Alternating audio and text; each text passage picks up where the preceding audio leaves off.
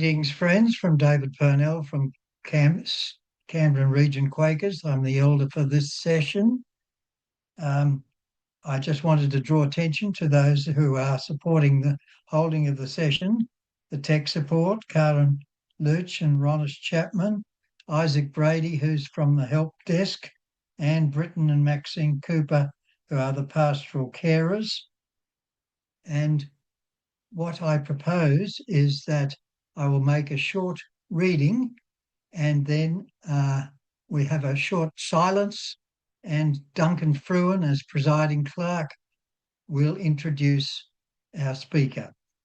So let me just remind you of the words of George Fox: be patterns, be examples in all countries, places, islands, nations, wherever you come, that your carriage and life may preach among all sorts of people and to them.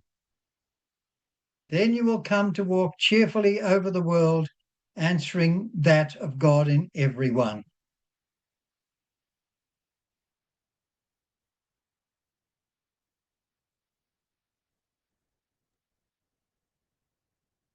Thank you, David.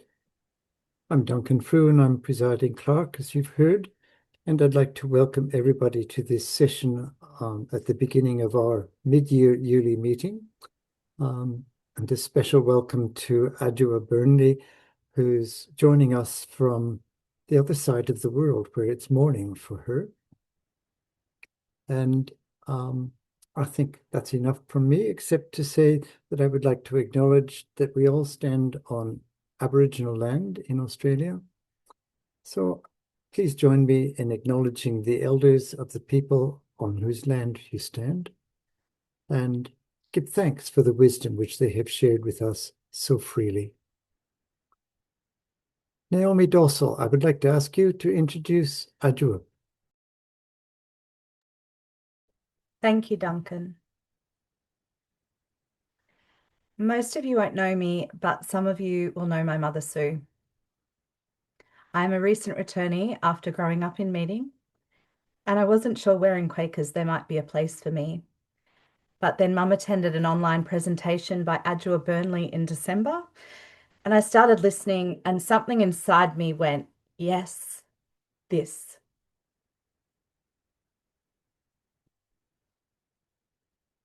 The way that she spoke about the worship side of Meeting for Worship for Business hooked something within me.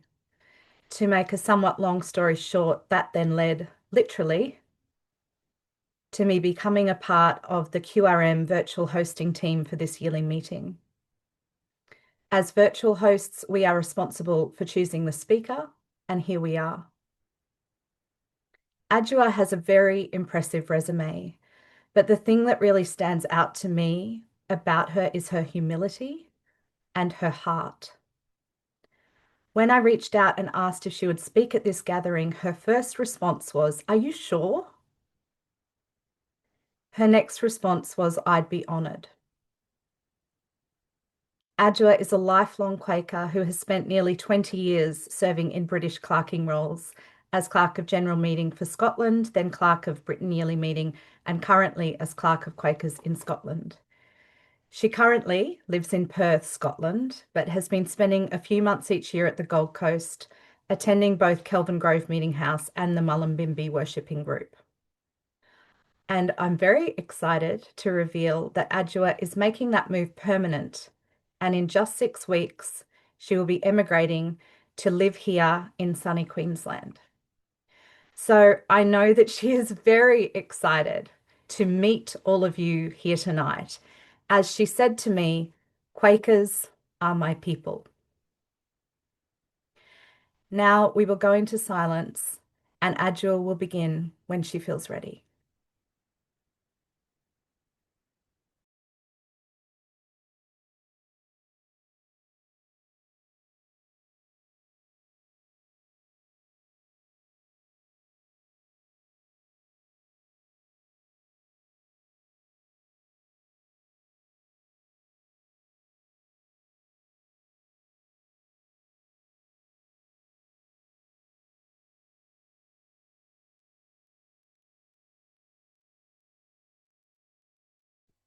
I don't always start everything with tears, but what Naomi has said has obviously brought a great deal of emotion to the fore.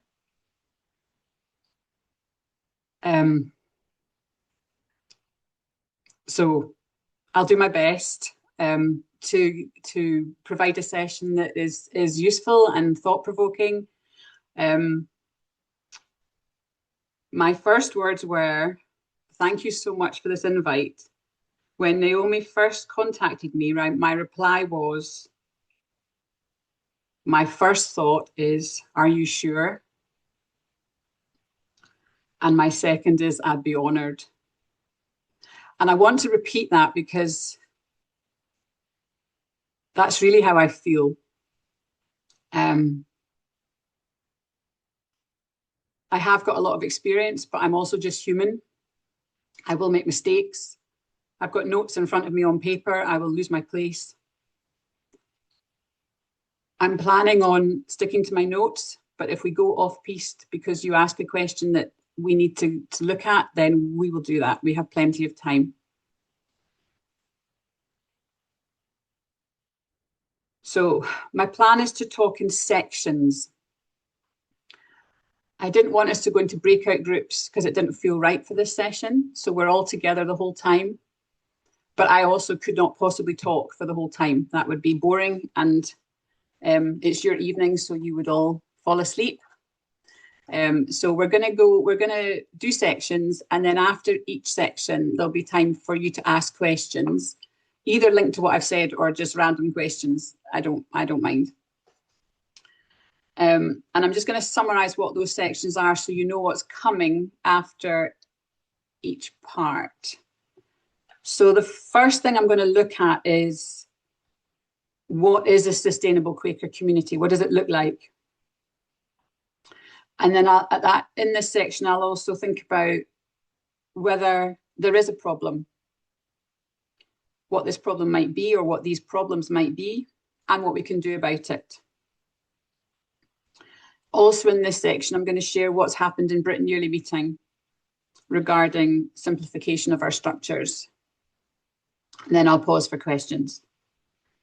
The second section is going to be about, hopefully, handling how to create space for these changes and for anything that we may need to do. And I'll share my thoughts on how to hold this process by using our Quaker discipline. And I will touch on my thinking that moved Naomi, because to me that's vital, and to me that's what I really know. So if you heard the talk in December, there's going to be parts of it that are very similar. And then we can have more questions about any of that. And then we can look at, I think, about conflict, because there's conflict. And this bit might deal more with the fragmentation element that's in your overarching theme, but I hope all of what I say helps. Does that make sense? Has anybody got any kind of burning questions or issues or needs right now that you want to raise your hand and before I even start properly? Or shall I just get going? I think I'll get going. Thank you for the smiles and the nods. I'm looking at you all. I couldn't bear the Spotify thing or whatever it's called, spotlight, because then I can't see you. So I want to be able to see you. Right. So I believe that a sustainable Quaker community merges our traditional Quaker values and testimonies, which are simplicity, peace, integrity, community, equality, and stewardship, with modern ecological and social sustainable practices. Our communities, to be sustainable, need to be able to, more often than not, uphold these values. So how do we ensure that we can do this? And is there a problem in today's religious society of friends? At the heart of everything is that a community is spiritually grounded. Being able to be still in silent expectation only really happens when we can love and trust each other to the best of our abilities. If we're rooted in spiritual witness rather than anxiety and panic, we can build a climate of resilience and avoid burnout. I don't know your yearly meeting yet, so some of what I say, which is relevant to Britain, may not be the case for you. So are you facing challenges of sustainability? Mostly, the worry is that we, like most churches, are coping with an ageing population. If this is truly a worry, what are we doing about it? If a Quaker group does feel something has to change, then one area we can work on is nurturing our children and young people. And we also need to focus on outreach. For all this, and all the other elements that we might need to think about, we need energy. Do we have it? And if we don't, we must just be still and nurture who we do have.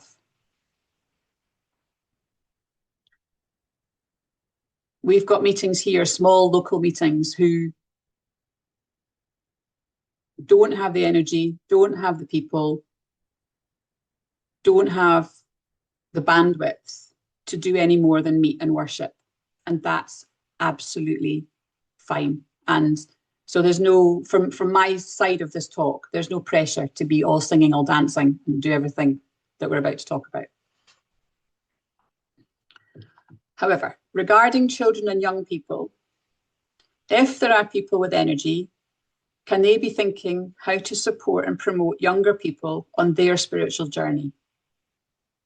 Are there healthy children's classes, or are we at the very least ready to be welcoming to families with children who may attend? Are there all age gatherings and other events for teenagers? Can we think about trying to nominate young adults into roles usually held by older friends? Do we take the time, money, and love required to build a community? So a couple of points on experiences that I've had on all those three things. One about children, little children coming to meeting. If you're not ready, if you're not, if you don't have people able to look after children. I've been in a few meetings where the children gather in a corner or in a space or at the side or at the back of the meeting room and have toys and soft books and are there for sometimes the whole meeting for worship. In Palestine and Ramallah, there's no space for the children to go, and the children are at the back of the room playing quietly, and really get a sense of the spirit and the worship. It's challenging though for the people in the room. So it is a thought process of,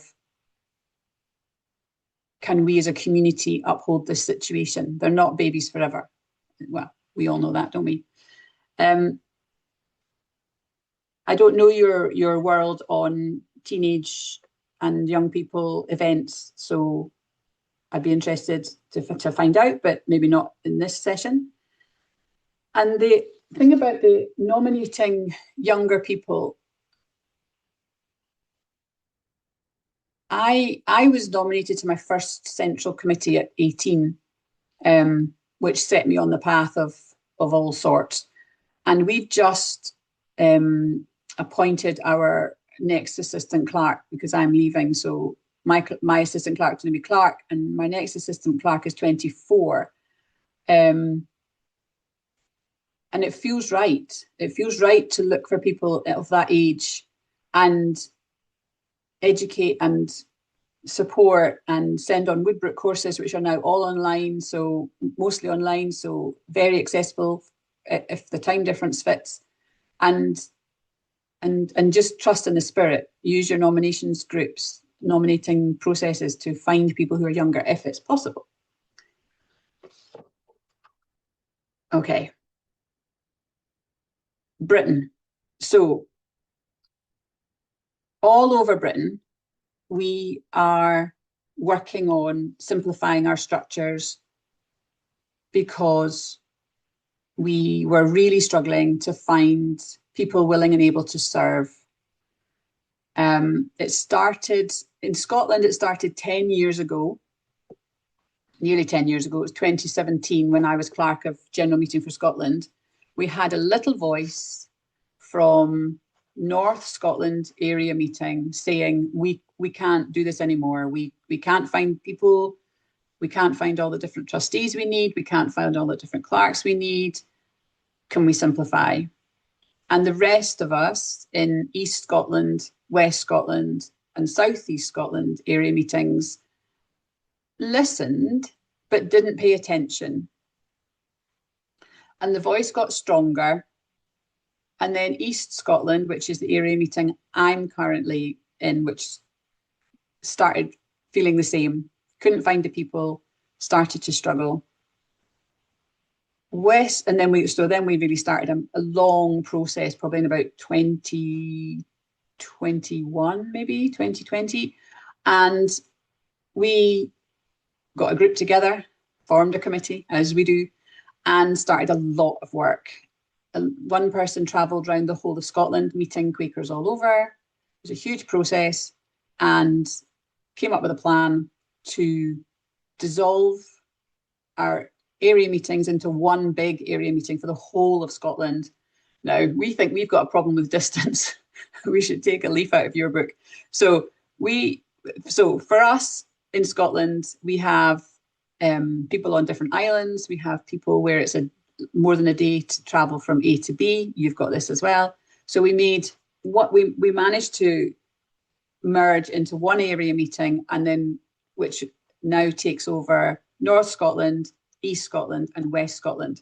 South East Scotland is still sitting out of that sounds wrong. We're all still together, we're all still Scotland, but they are organising their area meeting in their own little bubble linked to us. And it means going from 3 charities, ignore South East just now. So we had 3 other area meetings. Now we have 1. So we only need 4 trustees. We've gone down by clerks, and we've gone, so it's just made life easier in terms of people. We're still in the transition stage, and I was asked to be clerk of this transition stage because of my role before in general meeting, and I've lived in Scotland nearly all my life. So they asked me to do that, but I said only till September, because then I'm leaving. So it's definitely working. There's a massive sense of adventure. We're trying not to take everything we had with us, and we're trying to do things a little bit differently. And we are supporting each other. And there's such a feeling of upholding and positivity that it just seems to be working. So that's really good. And Wales has done the same completely. The whole of Wales and the Southern Marches have done the same. And now it's happening in London. So London had 4 area meetings. They're going down to 1. It's happening in Yorkshire. It's just starting to bubble up and happen all over the place, that we're conglomerating so that there's not so many roles, and that we can look after each other better and be more simplified in our structures. The other major thing that's happening in Britain is the actual structure of Britain Yearly Meeting has changed quite drastically, and that happened during my clerkship. And so I was clerk. I was at the table since 2018, roughly, and it was a really long, difficult process, because change is difficult, which I'll mention again. And also there was a sense in both parts, actually, in Scotland and in Britain, there is a sense from some people that this is a power thing, and this is a the people who are really knowing what they're doing are just completely in charge and we're not really part of it. And my answer to that always is, you cannot believe how much we've consulted, how much we've written, how much we've Zoomed, how much we've talked, how much we've shared, how much we've traveled. We can't make sure that you're reading and paying attention and coming to the meeting. So that has been frustrating. But on the whole, the general feeling for the Britain side of things, which I'll tell you what happened, is now positive. So what we've done is, we used to have a body called Meeting for Sufferings, which was Britain Yearly meeting through the year and addressing Britain Yearly meeting business and just keeping it going. And actual Britain Yearly meeting as a business meeting only met once a year. And so Meeting for Sufferings has been going on since however many years, hundreds of years. And we have chosen to conglomerate that into Britain Yearly meeting, and then Britain Yearly meeting now meets 4 times a year. So we still have the same representative friends who come and are appointed and come regularly, but what used to be Meeting for Sufferings, which is now more yearly meeting, everyone can attend either online or in person, but there are the representatives that hold it all together. And that's a huge change in Britain, absolutely massive. And it's only just started this year. We had our first one, which was very different, in Manchester. So that's the other thing we're doing. We're trying to move our yearly meeting around. And we have a huge online presence. So lots and lots of people come online as well, which blended meetings is another thing. But that's a sort of skimming view of what's happened in Britain. I'm going to go back to my notes to see where I am. I was going to say that in Scotland, we have, it's called Quakers. Our business thing is called Quakers in Scotland. Our area meeting is called Quakers in Scotland. And we meet 4 times a year blended, so in person and online. And then we meet another 5 times online only for just a morning, because we've got so much business.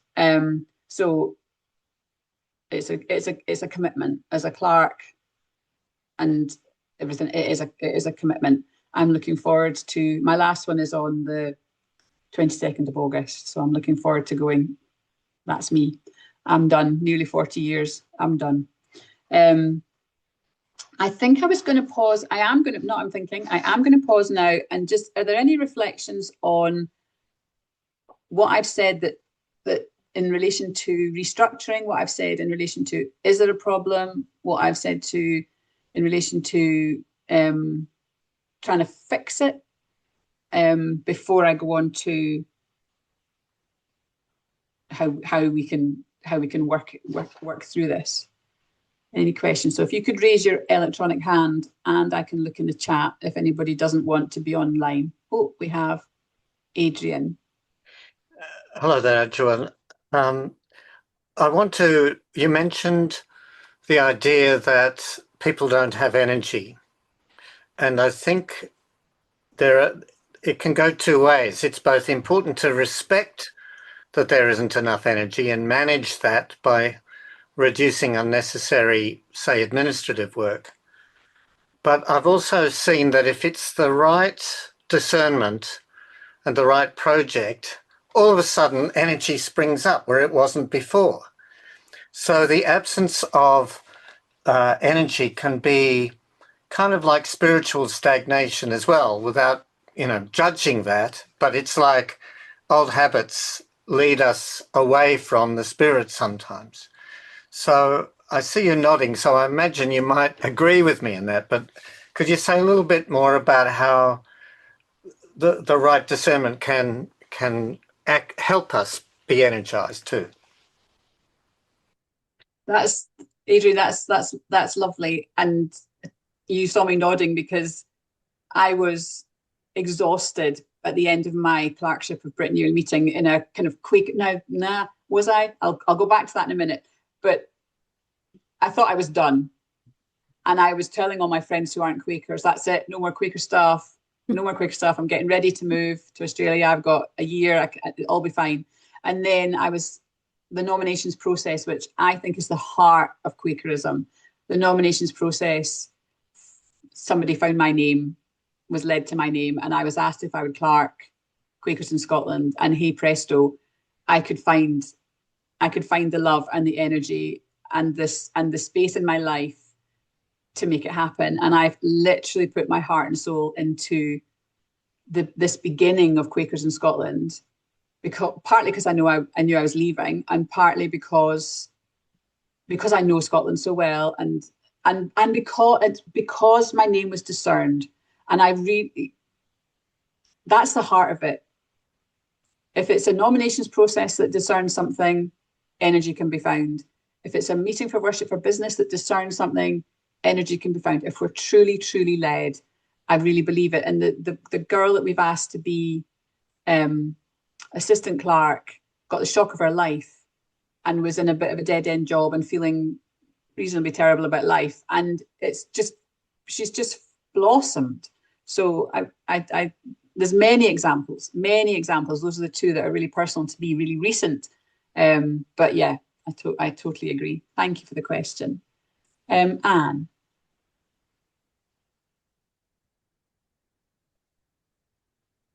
Thank you, Adwoa. I noticed that you talked about love and energy.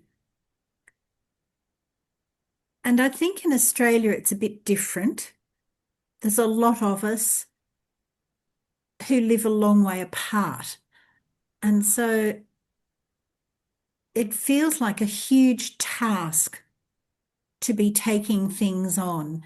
It's not as if we're going to be able to meet face to face. And wonderful as Zoom is, it's not the same as being face to face.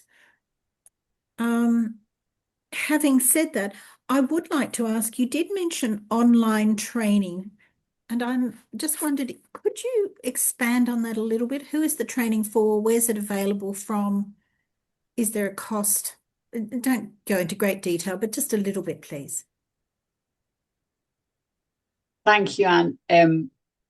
Brilliant question. So firstly, on the distance and feeling like you can take something on when you can't meet face to face and get the recharge of meeting face to face and having a hug. And I am a really strong believer and well, I can't think of the words. I feel really positive about Zoom. I have had some of my best meetings for worship on Zoom. And when it first all happened, so for Britain, it all first started happening with COVID. I don't know if you had Zoom licked before that because of your distances, but for us, it was COVID. And at first, I really struggled because I really struggled with people who had their cameras off. And I really struggled with the lack of human touch and the non-verbals that you sometimes can't get over Zoom. And I very, very quickly totally understood it and embraced it, because it means that people who are having a bad hair day, are in bed with COVID, are miles and miles and miles away, can really be part. And and I've had to be part of something that to me was really special and important by Zoom because I couldn't get there in person. So I just think if we can really work on the love and the community and the group hug on Zoom, that's worth the energy, because we can get deep and meaningful online. And I just think we have to, especially if you're dealing with your distances. It ecologically, we have to do it online. You know, it's the environment as well as everything else. It isn't easy, especially if it's a meeting for worship for business. Because in Britain Yearly Meeting, I said this in December, we can have say 1,000-ish people in the room, maybe 2,000, and 2,000 online. And so it's really important for the clerk, if it's blended, it's really important for the clerk to say, okay, this is what we're feeling, this is what we're seeing, we've got 50 people standing, we've got however many hands up, you know, it's really important to join the two groups together. If it's all online, it's in some ways easier. And if it's all in person, it's sometimes easier. But now I wouldn't dream of doing a Quaker thing all in person, if it's a small local group, obviously. But if it's something that could involve other people, blended is the way to go. So I don't know if that answered that question. And then the online training. So go on the Woodbrook. So WODDBROOKE, I think, the Woodbrook learning website. And on there are courses for anything and everything, elders, clerks, trustees. I imagine there's a charge. I think it's about, I don't know, could be £50. That means it's $100. And communicate with Woodbrook about training in Australia. But you might have, oh, Naomi's just put in the chat the Woodbrook link. That's brilliant. Naomi. I see in Britain it's Naomi. So thank you, Naomi. So Woodbrook can help. And then even just communicating, emailing somebody in Woodbrook and saying, would like to do a course for Australia. Could we do a time difference one?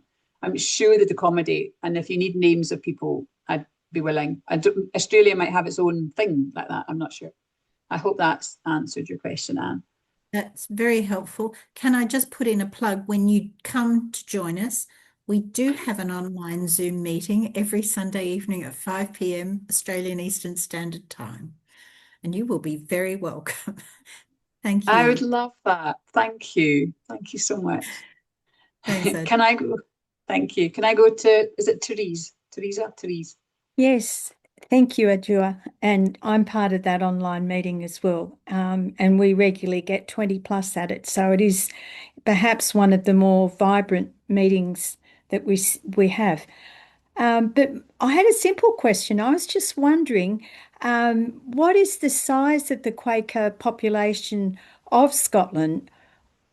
Just ballpark figures, and of Wales. Okay, no, I can do Scotland, just because I know we have 700-ish, 700 members and 700 attenders, so 1,400-ish people. That's where, and Wales, I haven't got a clue. Thank you. No worries. And Alan? Thank you, Adwoa. And when we're talking about our community, and I'm glad you've mentioned, though, the role and the empowering of younger people in the society. There is the issue of members and attenders. And I note that, in fact, for the first 80 years of our history, we didn't actually have membership. That was only when our poor law obligations came in. And I just like your reflections, because it is a matter of some agitation within Australia Yearly Meeting about what the role of attenders vis-a-vis members within the society. Good question, Alan. I've got lots to say on this, so get ready. Okay. For me, membership was a spiritual nudge when I was on the Quaker Youth Pilgrimage when I was 17. I just knew I had to go into membership. I knew that Quakerism was my home. And for me, I found it really important to be a member. For me, being a member means I'm receiving as well as I'm giving. I'm giving in my time and my heart. And when I could afford it, giving financially. which is important. But when I was in lots and lots of service in my 20s and skint, I couldn't financially contribute. But financial contribution to me is really important, because that's part of one of our sustainability problems is, where's the money? Who's got the money? If all the old people who've got lots of money die and don't bequeath, we're in trouble. And if they do die and bequeath, when they've all gone, who's going to do the bequeathing? So while we're alive, I think it's important to face money conversations and to say what's needed. But it's a really tricky conversation sometimes.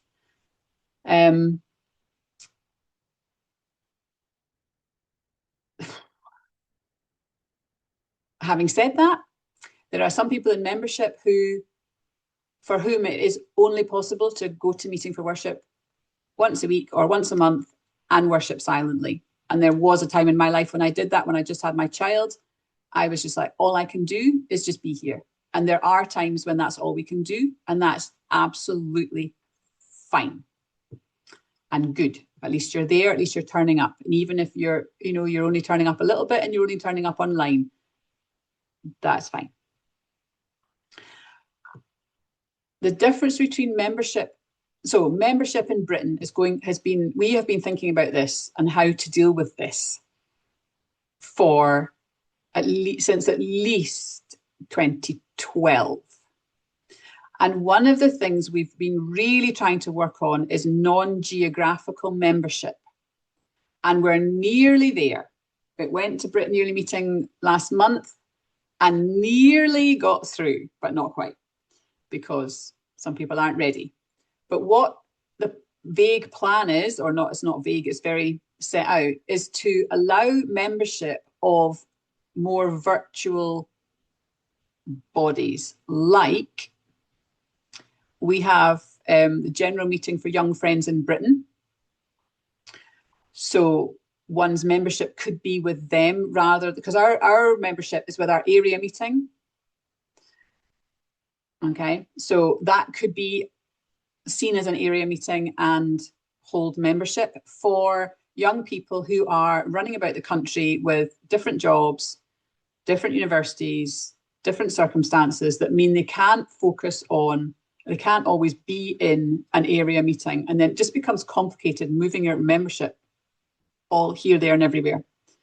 Also, some Quakers in Britain would like to hold their membership with a Quaker recognised body.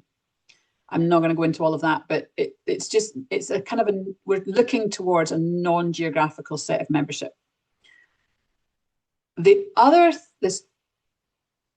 need to say this bit before I forget. So the other thing we've done is to change our guidance on nominations, because before you had to be in membership to hold roles like clerk, elder, treasurer, and things like those kind of roles.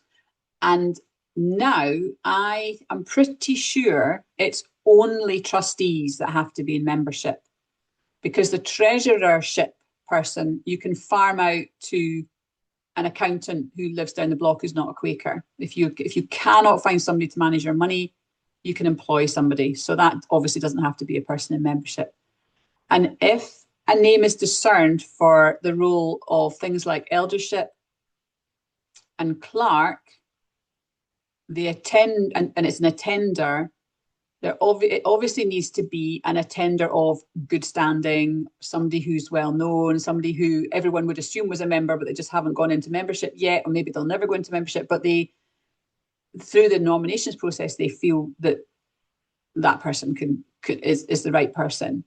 And that's new. And when it first started happening, I was one of the people that went, what? We can't possibly have elders that aren't in membership, but obviously we can. So does that answer your question, Alan? There might have been something else I've forgotten. Yes, well, I think you can be part of an ongoing dialogue, because it is very much a live question within Australia Yearly Meeting. Okay, thank you. And it says VRM Quakers. Victoria Regional Meeting. So we have. Oh no, sorry, Alan. I'm calling the other screen beside me that's got his hand up. But yeah, no, it's okay. Thank you. Hello, Sue Ennis from Victoria Regional Meeting. Thank you for your talk. I did check on the web that you are the same size in Scotland. Could you explain, you have 4 meetings a year. That's all you do. We are the same size as Scotland in Australia. Could you just a little bit explain more what you do? I wish you had a whiteboard and could draw it. So I think your question is, what do we do in our 4 meetings? Yeah. I should know because I'm the clerk. So we actually meet. We meet blended 4 times, and we meet another 5. So we actually meet, I think, about 9 times a year, and we have lots of business. The agendas are rammed. We have links to our parliamentary engagement work. So we have a parliamentary engagement committee and worker. So we consider things about what's happening in our political world. We have links to our ecumenical partners. So we have things to do with in Scotland with other churches and all that kind of thing. We have what else do we do? Oh my goodness, we do lots. We build community. So some of the sessions are getting to know each other. We have speakers. We meet. We share. Oh my goodness, what is on my agenda? I have an agenda that's so full.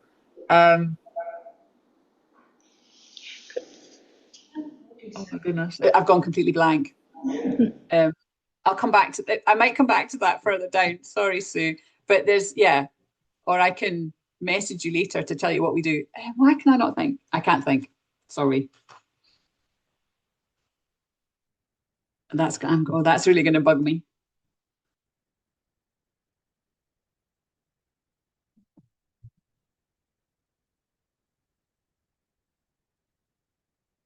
I need to answer that because I need to look like a professional. I've got my file here. Because you're all wondering what we get. Oh, here we go. Oh yeah, so one of the things we're doing right now, which is in a bit of a bubble, which won't be forever, is Britain Yearly Meeting is revising its Book of Discipline, the Quaker Faith and Practice. So we're going through a huge process which started in 2018. And so there's always updates from that group. We do all our membership changes, so people transferring out, people transferring in, people who've died. We listen to the Meeting for Sufferings, or now the Britain Yearly Meeting report. We always listen to our trustees and our financial treasurers.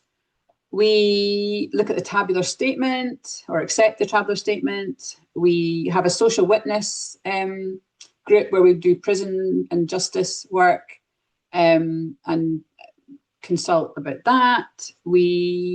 So that's part of the Community Justice Working Group.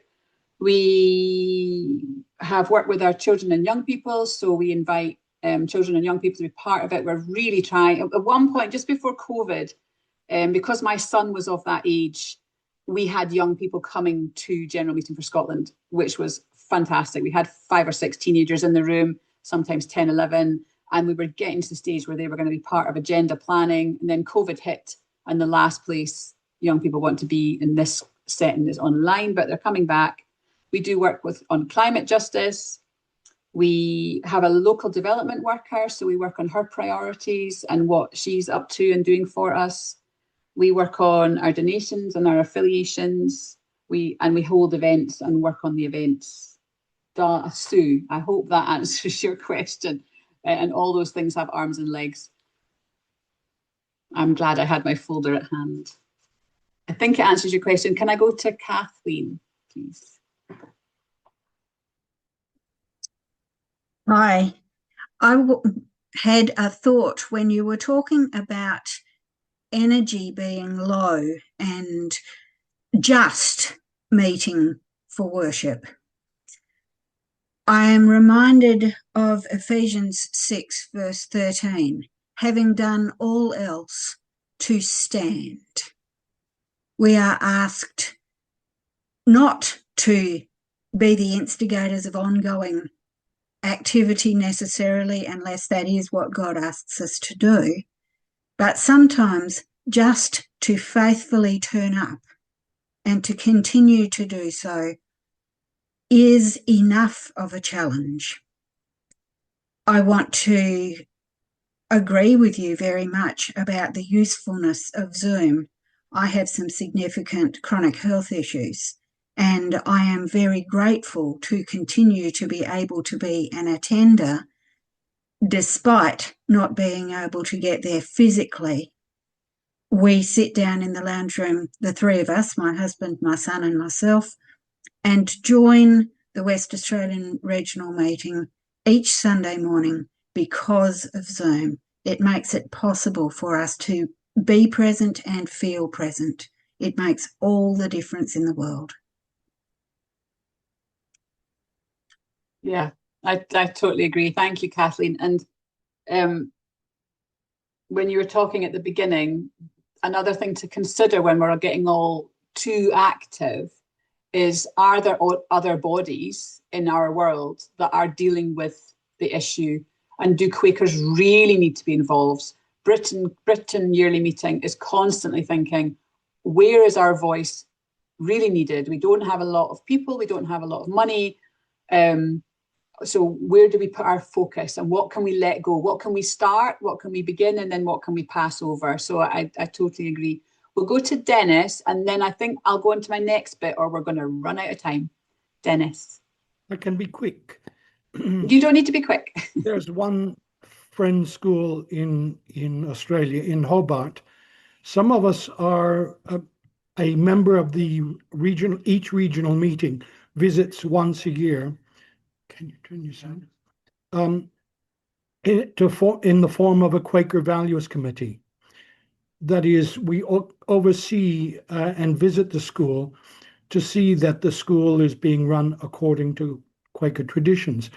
Are there similar links in Britain to Quaker schools? Thank you for your question. Yes, there are Quaker schools in Britain, and they are run on with Quaker values and historical influence. I am not sure that they are visited by Quakers to check that that's still happening. I know some people who've gone through, friends of mine who have been at Quaker schools and have said that it was that Quakerism and that stillness and that silence in, say, assemblies that hooked them into Quakerism. But I'm not, I have no expertise on this, so I don't know how each of the, there's a few, there's quite a few. I don't think there's none in Scotland, they're all in England, and I don't know how linked they are to being watched over by Quakers. I just don't know the answer to that, I'm sorry. But thank you for your question. I think if it's a valid, if it's a question you're really interested in and how they do it, then it might be a search on the Quakers in Britain website.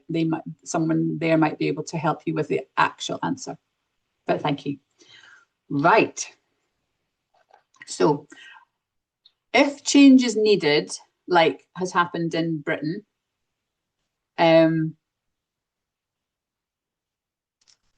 my experience of this has, at every step in every way, it's been really, really challenging for many, many people.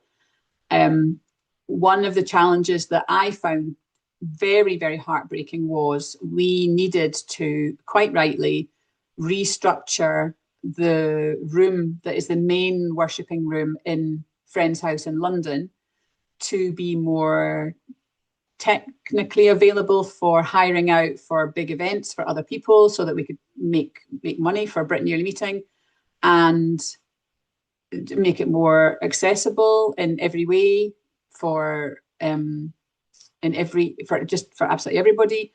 And it needed to go from being an old-fashioned, very wooden, very galleried, beautiful meeting house to a much more just completely different. The roof was changed, the ceiling was changed, the balconies were changed. And when we first saw the plans, I was devastated. I was really devastated because I'd been going there since I was 11, and it was a place that was important to me. And I needed to get a grip. And I needed to remember that what's important is our worship, full stop. And we can worship anywhere. And it was hard, but I did it. And I'm moving country, so I can do change now. But some people struggle with the smaller things, like changing the colour of the chairs, which to them might not be small. And one of the other things, we had a big bit of an issue with we needed to change the name overseer to pastoral care for all the right reasons. And some people struggle with that because of the tradition and the holding of the name. And then also this move away from having meeting for sufferings, that's caused so much bother because people have known about meeting for sufferings. People have been members of meeting for sufferings for generations, their families, and for now there to be no obvious meeting for sufferings. It's really, really difficult. And the only way, I think, the only way to deal with this is to communicate, talk. I've written, deep listening is required. Encourage friends to lay their planned thinking at the door. That was such an important thing, to come in with open heart and open mind, as best you can, and be ready and open to be guided by the Spirit. And encourage small group sharing. So if there's somebody who's really having a problem with something, try and get a group together for, I don't know if you know about clearness meetings or threshing meetings. Clearness meetings are lovely. I see nods, that's brilliant. They can be just so helpful to move people along or to really just listen and for people to feel heard. They still might not change their uncomfortableness or their passion about what they don't want to change, but they might be able to accept that that's the leading to go in that direction. And all of this, again, needs energy, time, and love. And we don't all have that to give because life gets in the way. But we really do have something special if we truly listen with hearts and minds prepared. If we truly listen with hearts and mind prepared. The other thing that's really important in all of this is to educate newcomers. Because we don't have, as you know, we don't have pastors or ministers telling everybody what to think. So how on earth does somebody walking in the door really know what's going on behind the scenes? So that's, again, the energy to have community time together, Zoom meetings, sharing meetings, breaking bread together, any of those kind of things which can get to the root of what Quakerism is really all about and why we do the things we do and why we're not just a socialist active group that is trying to save the planet. What's behind it? What's the spirit behind it? We belong to a religious society that believes we can be led. That and led by God or the Spirit, whichever word sits well with you. That part of our essence is critical. If we slip into being a secular conference or a green political party, we lose what keeps us grounded.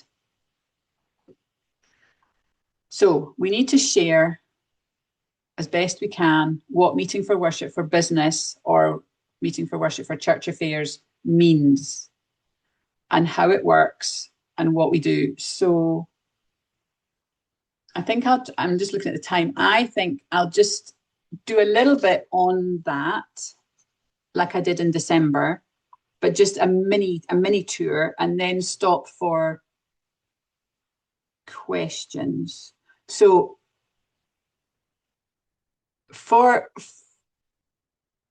I strongly believe that we are who we are because of our discipline, our processes and our procedures. And without sticking to them as best we can, at the very, very beginning of all this, when we were getting together on Zoom, somebody said something about unseen Quaker rules. And then somebody said, we don't have Quaker rules or we don't have them until they're broken. And that's all out there in the ether. And I don't see them as rules per se, but I see them as boundaries and guidelines. because there's no point in having no boundaries and no guidelines, because then we're not the Religious Society of Friends. We're something else. So that, to me, there really are boundaries that, as best we can, it would be good to stick to. And they have to be flexible in some ways, like I've just said about being able to appoint attenders to elders and clerks. So things have to move and things have to change. But to me, the core of it all is our way of being still, being centered, and being willing to be guided by the Spirit. And the only way that can happen is if we are able to lay aside our own stuff, and we allow, we trust people who are nominated to uphold us and to be our servants. So I strongly believe that as clerk, I am honestly a servant. I don't go into any piece of business with a decision in my head about what could or couldn't happen. I am not invested because there's no point, because I have no idea where we're going to be led. And elders' role is paramount in all of this. Eldership and pastoral care are paramount in guiding and upholding and helping and teaching and helping us to pause and helping us to be still. And the clerk mustn't feel in charge, and the clerk mustn't feel that they have power. And when one of the questions before, I said something about at the end of my clerkship, I'd done enough, and then I thought I might not have the energy. I actually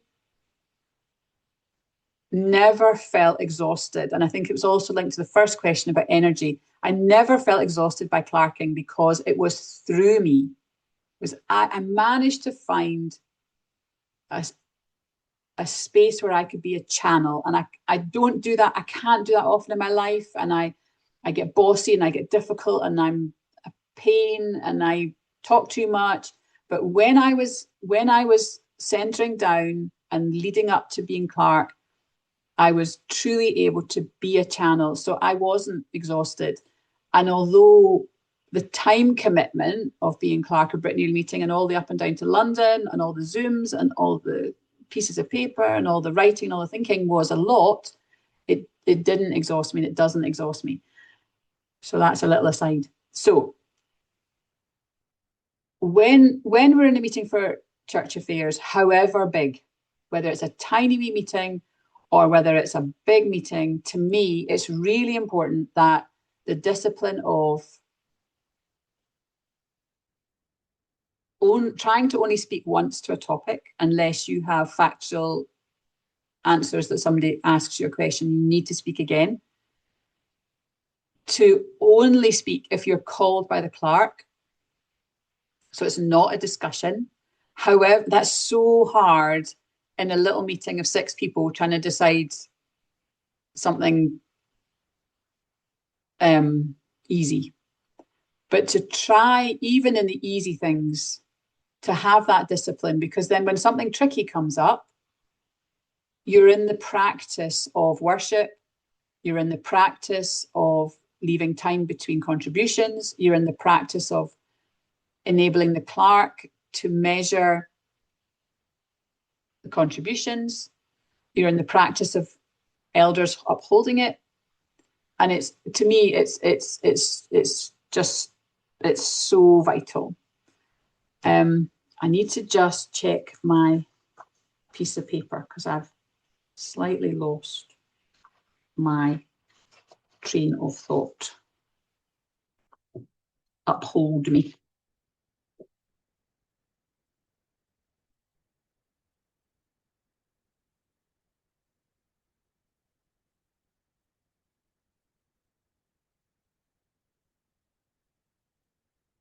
I don't feel I need to go here into all the details of what a clerk does. That's not what we're on about, so I don't need that.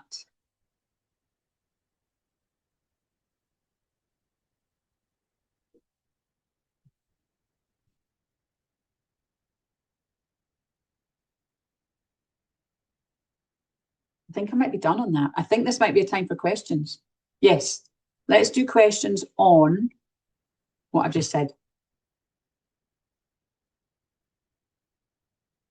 Roger, hello.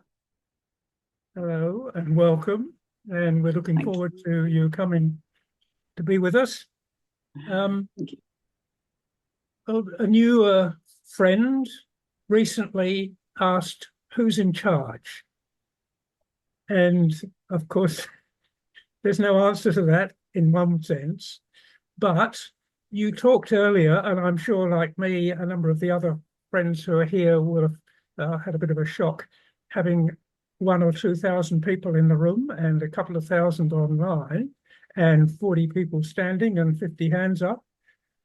And in those circumstances, you as clerk need to deal with that. And so can you talk a bit about how you've handled those sorts of situations?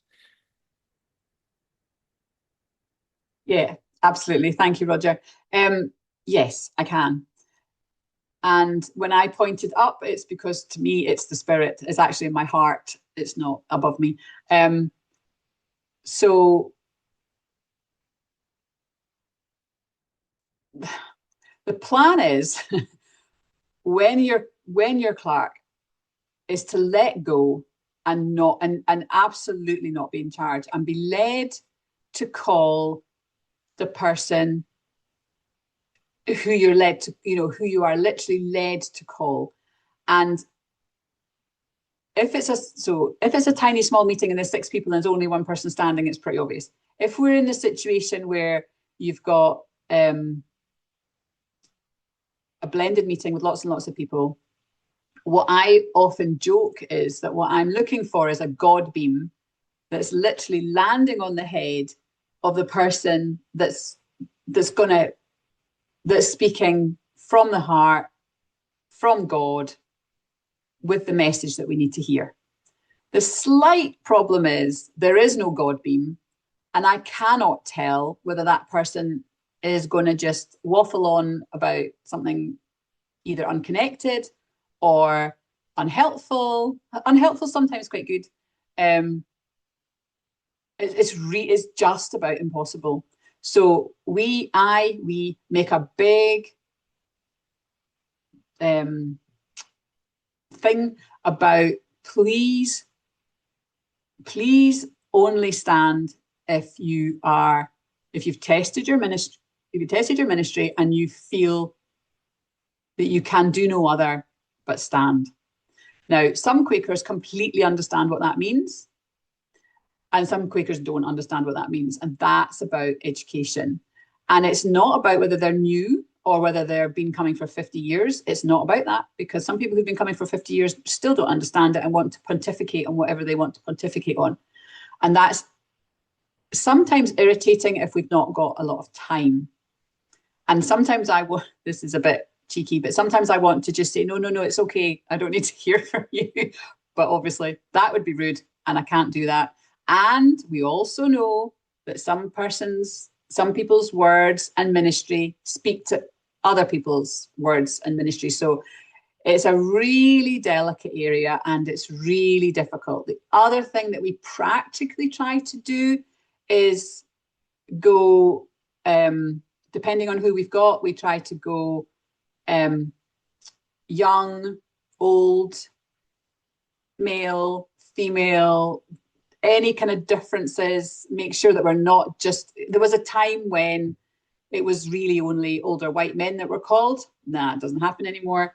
And Quakers are much better at that kind of thing, but it's trying to get a mix. And you can sometimes tell that somebody's shaking, and that's usually a helpful sign. What we do in Britain now is to say we could hear more ministry between each contribution when the clerks are ready. And if you say we could hear more ministry, it helps. It helps people not be standing already. It helps people test their ministry. It's also people who are visually impaired who can't see us look up, because it used to be the clerks would look up and then people could stand or put their hand up.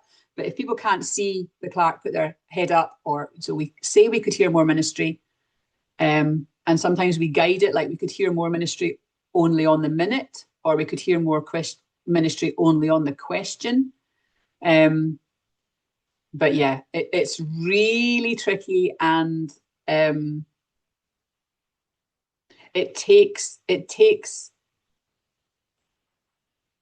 does take letting go. And sometimes somebody will stand, and I know that they are what I would call a difficult friend. Sorry. And it's a thought process, looking at them going, is your difficult ministry going to help us? And usually I will call them, because if you don't call a difficult friend, then you've got trouble down the line. So imagine any of us being difficult. But so I don't know, Roger, if that helps a bit. Can you talk about how you call a halt to that? I mean, there comes a time when presumably you can't just keep talking. Yeah. And in Britain, we say at the beginning, you won't all be heard, because they can't all be heard, because there's hundreds of them. So, and again, because of that, please only stand if you're really led. So say we've done a piece of business, and we've got 45 minutes, an hour left for discernment, and then minute writing, and then discernment on the minute. We have to, as clerks, we have to judge usually about half an hour calling people, and then say, we need to start writing on a minute. Please, could you uphold the clerks? And then we go into silence. I always find that silence just the most gorgeous, upholding silence. I love it. I love being clerk and feeling it. Well, not if I'm struggling with a minute, and I love being part of the meeting for worship that does the upholding. I love that bit. And then say 10, 15 minutes writing the minute if it's a difficult minute, and then 15, 20 minutes on contributions just on the minute. And then if the contributions just on the minute make it obvious that we've not got it right, or it's not the right time, or it's not working, then it either clerks try to get a sense of the meeting as a whole and try to move it on, or it needs to go to the as led time, or it needs to be shelved for a bit. So is that more complete?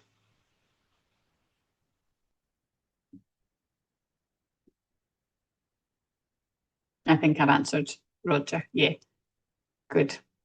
Any other questions on process and on finding the energy to Alan? Yes, I just wonder how you work through the situation where you see a meeting is very much in support of a particular matter before the meeting, and there is one person who rises with a stop in their mind. How do you deal with that? Thank you, Alan. Very relevant question for all of us, and especially for me.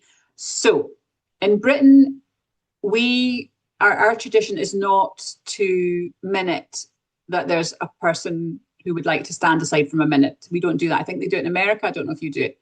And it's really, again, it's about discernment, and it's about listening. Is that one person with the stop truly guided, and we all need to pay attention? Or is that one person with the stop not in unity because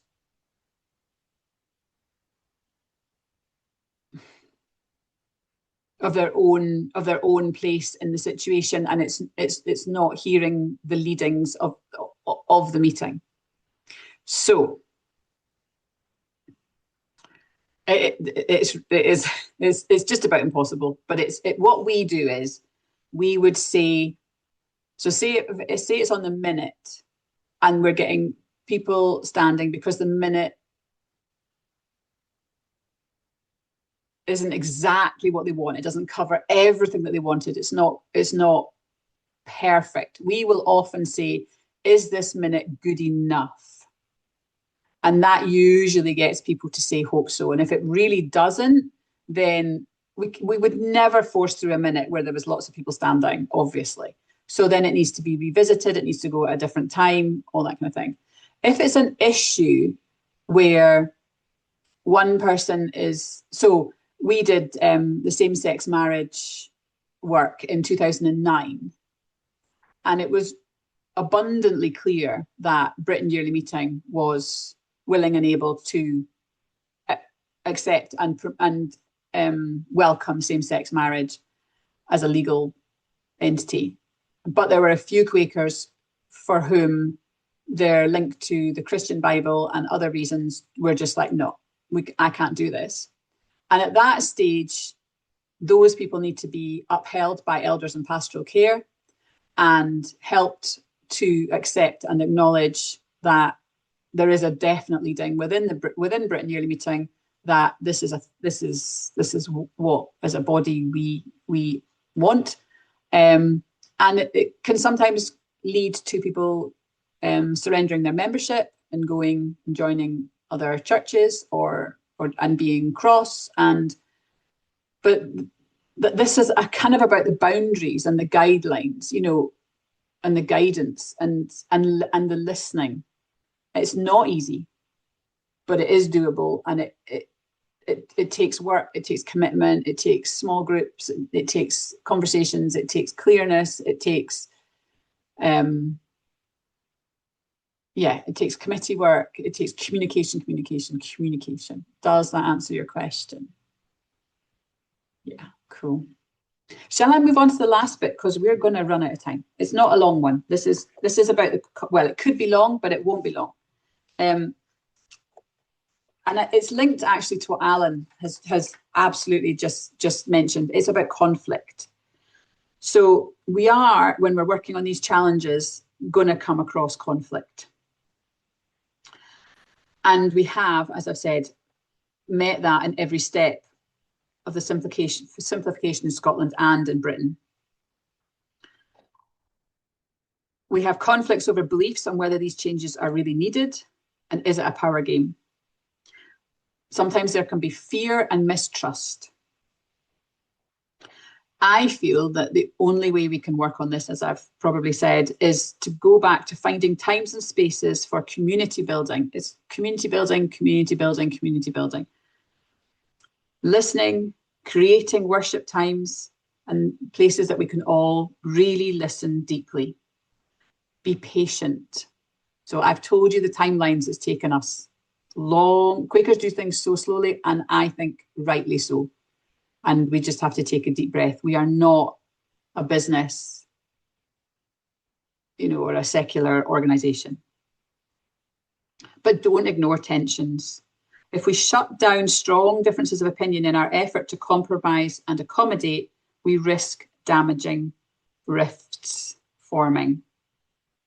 They bend our Quaker communities out of shape, and then the processes don't work as they should. Always try to think, what can I do to help? An essential foundation is that we really understand our Quaker way in practice and what it means for living in this community. That we seek always to cultivate empathy, and this brings us to connection with one another and with creation. Listening is a continuously needed skill. Listening with love, curiosity, and willingness to be led to unexpected and even uncomfortable places. For true spirit-led discernment, we need to listen with full attention. I'm repeating this stuff over and over again because it's just vital. Find friends from other meetings to come and listen to your meeting if you've got an issue. So if you need an outside body to come and just sit and listen and maybe give advice or help, and even do that by Zoom. You know, it doesn't, I know in person helps, but with your geographic issues, it's going to be Zoom. So take the time to make Zoom a beautiful place. And that was my little thoughts on conflict. I think we have just over 10 minutes left completely. I would like to finish with worship, and I know the elders would too. So I'm happy to take a few questions now on that little bit on conflict. Or we can go into worship. It's completely up to you. Anything I've missed, anything that hasn't really been linked to what I've said, any questions, maybe 3-4 minutes on that would be very welcome.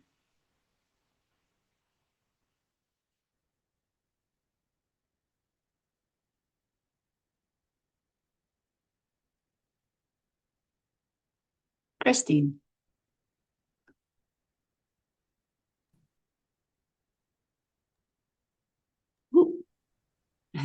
Got you. Thank you, Adwoa. Yes, it's connected. I'm just thinking with the dwindling numbers of people, certainly here in our regional meetings in Australia, attending meeting for worship for business, to what extent, to what degree can we say it's the mind of the meeting on really quite big, significant decisions when it's perhaps the mind of the meeting at that meeting, which at times can also create conflict and a sense of power play and so forth? That's a tricky question. Thank you. Yeah. So the first thing that comes to mind is if there's a meeting for worship for business that anyone cannot be at for whatever reason, one has to trust that that meeting is held in right ordering and that meeting is guided. And we just have to. And that's about letting our ego go.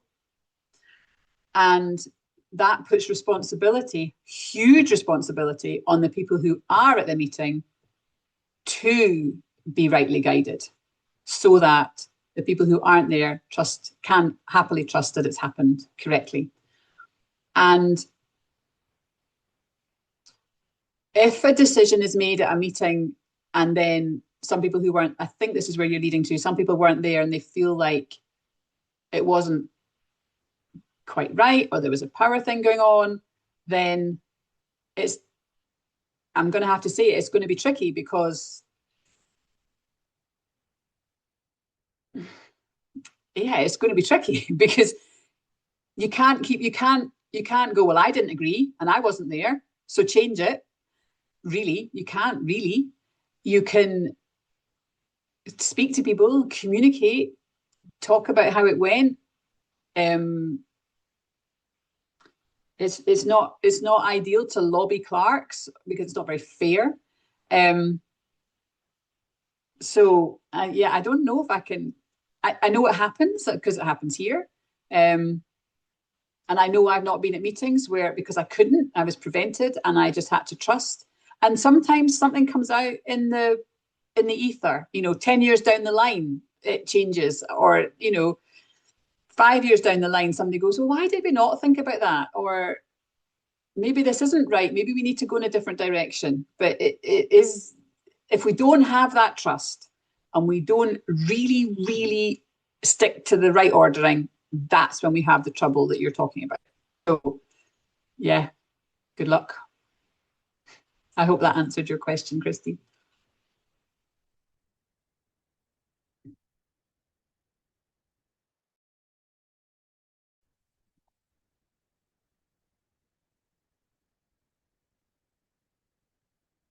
Mute. Adwoa, it looks like you've frozen from our end for the moment, so we'll just have some silence until we see you moving again. So friends, we'll just hold the silence.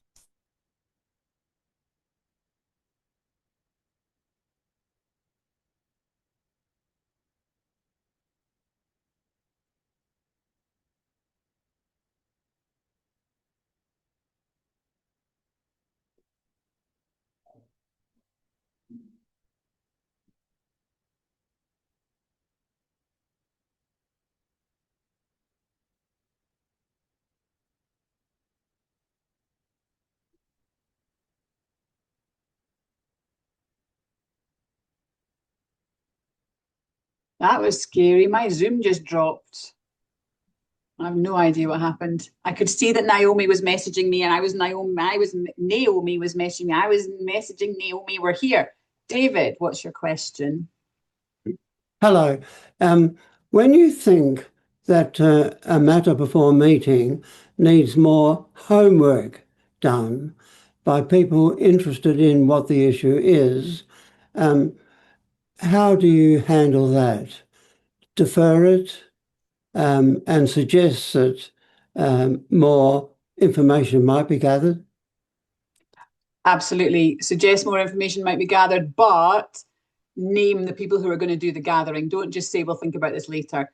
Actually have a plan that A, B, and C are obviously really interested in this, and A, B, and C need to go and get the information from Z, Y, X and come back to us at a given time. So it might be when they feel ready, which is fine, but it might be at our next meeting, or it might be at our meeting in June 2027, but put parameters and guidance on all of it so it doesn't just get lost, and make sure the clerks have got it on their agenda, to revisit. Yeah, but often more homework is needed, and more research and more listening and more community work. Thank you.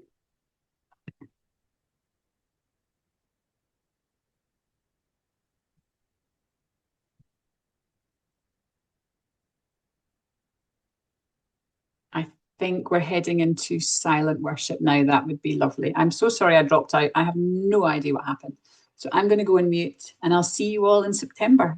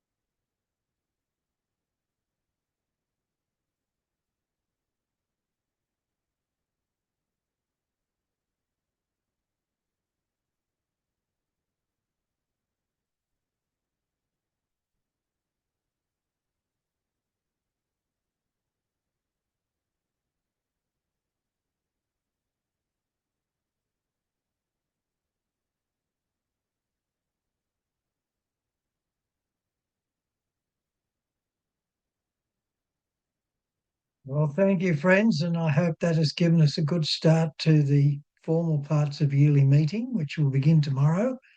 And I believe the first event will be at about 10:15 Eastern Time, with an all ages meeting for worship. So until then, travel well, friends.